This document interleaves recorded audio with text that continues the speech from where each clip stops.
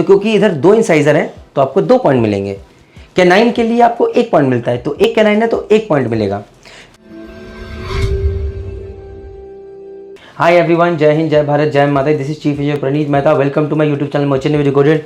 मेरे साथ हैं डॉक्टर सूरज राणा सर, जो कि अपोलो क्लिनिक में he is a DD shipping approve doctor and बहुत सारे मेडिकल्स करते रहते हैं। और आई एम वेरी ब्लेस्ड कि हमें सर ने हमें मौका दिया और हम मेडिकल सीरीज बना पा रहे हैं। दोस्त people who do not know, lot of YouTube videos have been uploaded and a complete medical series का एक complete package will be launch free of cost on my website called merchant navy decoded, where you in structured form you can see क्या चाहिए about this query, this is the answer available in this video, this query available in this video, so which is the best format I believe.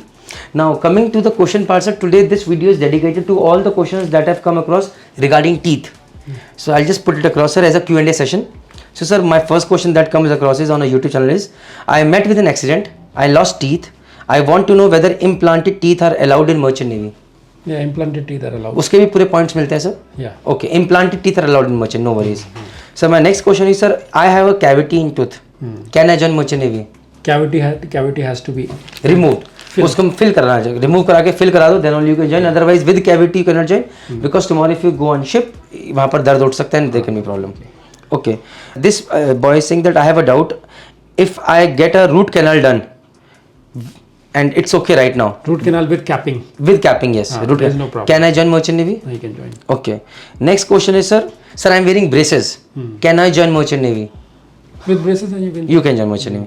Next question is, sir, I have got a broken tooth, can I join merchant navy? It has to be rectified, it has to be removed or maybe an implanted tooth, then only you can join. Okay sir, I have got pyrrhia इसमें बहुत सारी smell आती है, because it is very discomforting for your colleagues also, so it has to be treated. So it has to be treated, otherwise you cannot join merchant navy. Otherwise with pyrrhia and it is untreated pyrrhia, so you cannot join. Sir, last but not the least, sir, इसमें the question was कि sir, I have my molar teeth extracted, so can I qualify for the medicals? This is the question. So sir has explained me in a very easy way. So sir, I will try to explain my way. आप बताइएगा कि मैं गलत जा रहा हूँ। So guys, पहली बात देखते हैं, ये मेरा जॉ है, right? इसके अंदर कहा जाता है कि देयर 32 टीथ, और जब मैं 32 टीथ की बात करता हूँ 16 अबव होते हैं, 16 नीचे होते हैं। इन 16 में there are 4 kind of teeth, incisors, canines, premolars and molars. ठीक है, तो इंसाइजर्स होते हैं आगे वाले टीथ जिससे कि आप काटते हो, कैनाइन्स होते हैं उससे पीछे वाले टीथ जिससे कि आप टीयर करते हो, कि जब आपको सेब को चबाना है तो आप टीयर करके निकालते हो, तो उसे कहते हैं कैनाइन से ही करते हैं। फिर आता है प्रीमोलर। सर प्रीमोलर का क्या फंक्शन है सर? प्रीमोलर और मोलर दोनों का मैस्टिकेशन चबाना। मुझे अभी याद है सर, इधर से जब दांत में दर्द इधर चले इधर चबाते हैं, फिर इधर चबाते हैं, तो वो चबाना है, डिपेंडेंट ऑन वन क्वाड्रेंट और द अदर क्वाड्रेंट। तो गाइस ये तो 4 तरह के टीथ हो गए। अब इसमें भी क्या होता है आपको समझना पड़ेगा। देखो, एक लोअर अपर जॉ हो गया, एक लोअर जॉ हो गया, राइट? अपर जॉ, लोअर जॉ। इसमें भी जब मैं देखता हूँ तो इस जॉ को, ऊपर वाले जॉ को काट दो ऐसे करके। तो अब सिर्फ हम इधर की बात करेंगे, राइट एंड लेफ्ट। राइट मतलब अपर वाले जॉ में राइट पार्ट, ये left part and right part. तो अब हम सिर्फ राइट पार्ट की बात कर रहे हैं। इस राइट पार्ट में लगभग कितने टीथ होने चाहिए? अगर 32 टीथ है, 32 में 16 ऊपर 16 नीचे, उस 16 में राइट हाफ के अंदर 8 रहेंगे। अब वो 8 टीथ कौन से रहेंगे? उसमें 2 इंसाइजर रहेंगे, इंसाइजर, एक कैनाइन रहेगा, 2 प्री मोलर रहेंगे और 3 मोलर रहेंगे जिसमें कि एक विजडम टूथ भी आता है। और इन हर टीथ के लिए एक एक मार्क होता है। कहने का मतलब, अगर मेरे पास ऊपर भी इंसाइजर है और नीचे भी है तब मुझे एक नंबर मिलेगा। ऐसा नहीं है ऊपर और नीचे नहीं है तो ऊपर वाले का नंबर भी नहीं मिलेगा। तो पूरी जोड़ी बननी चाहिए, लाइक पूरा कंप्लीट मैरिज होनी चाहिए दांतों की। That is the right way to put across, corresponding teeth होना चाहिए। सो अगर ये है और नीचे भी है तो मुझे इसका नंबर मिलेगा, यहाँ है तो मुझे इसका पॉइंट मिलेगा, ये है और नीचे नहीं है तो मुझे इसका पॉइंट नहीं मिलेगा।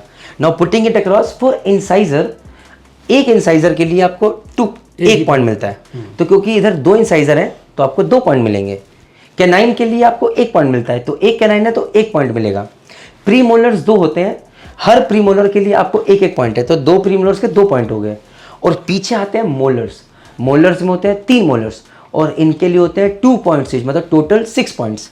तो अगर मैं एक क्वाड्रेंट की बात करूं 1/4 इसमें, तो इसके अंदर 2 + 1 3 + 2 5 6 21, टोटल 21 पॉइंट्स बन रहे हैं। तो अगर मैं बात करूं इंसाइजर्स में अगर 2 टीथ हैं तो 2 पॉइंट मिलेंगे। एक कैनाइन का 1 पॉइंट, प्री मोलर के 2 पॉइंट और मोलर के 6 पॉइंट्स। तो 6 + 2 8, 9 और 2 11 पॉइंट्स मुझे इधर के लिए मिल रहे हैं और 11 पॉइंट्स इधर के, तो 22 पॉइंट्स मिल रहे हैं, राइट। और वो 22 पॉइंट्स मतलब नीचे भी दांत होने चाहिए। गलत सर, तभी मार्क्स मिलेंगे। तो टोटल 22 पॉइंट्स में से अगर आपके पास 14 पॉइंट्स हैं, जो कि सर ने मुझे बताया, तो यू हैव पास्ड। मतलब कहने का था, अगर प्री मोलर नहीं है तो भैया 2 पॉइंट चले गए, मोलर नहीं है तो 2 पॉइंट चले गए, कैनाइन नहीं है तो भैया 1 पॉइंट चला गया, इंसिजर नहीं है तो 1 पॉइंट चला गया। सो ऐसे करके भी नंबर ऑफ टीथ भी मैटर करते हैं, right sir? So have I been able to explain it properly, sir? Definitely. And more we have to assess it when the candidate comes for medical. So we'll judge it on our own. So पर ये कि for your own knowledge. So this is a concept. ठीक है sir. ये एक concept है जिसे तो अगर आपके मतलब आप अपने आप को जज कर सकते हैं कि where you stand according to this concept. Otherwise final say is at the medical center only when you come for medical. Right sir, right. So I hope so guys, the concept is काफ़ी हद तक clear.